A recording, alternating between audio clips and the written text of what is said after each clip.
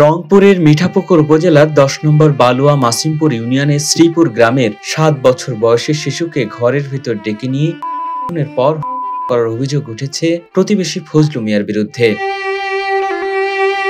এলাকাবাসীর সূত্রে জানা যায়, লিচু খাওয়ার কথা বলে সকাল 8:30টার দিকে অভিযুক্ত ফজলু মিয়া কৌশলে শিশুটিকে বাড়িতে ডেকে নেন। এরপর ঘরের ভিতরে নিয়ে করেন। এ সময় চিৎকার করায় শিশুটিকে শ্বাসরোধে করে তার বাড়ির পাশের বালুর স্তূপে চাপা দিয়ে রাখে অভিযুক্ত ওই ব্যক্তি।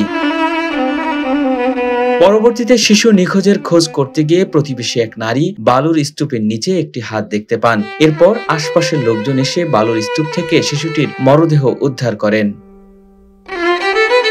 এ ঘটনার পর বিক্ষুব্ধ এলাকাবাসী অভিযুক্তের বাসায় আগুন ধরিয়ে দেয়। পরবর্তীতে মিঠাপুকুর থানা পুলিশ অভিযুক্তকে আটক করে। ঘটনাস্থলে গিয়ে জনতার রোষানলে পড়েন থানার ভারপ্রাপ্ত কর্মকর্তা আবু বকর সিদ্দিক। সেখানকার পরিস্থিতি নিয়ন্ত্রণ আনতে অতিরিক্ত আইনশৃঙ্খলা রক্ষাকারী বাহিনীর সদস্য মোতায়েন করা হয়।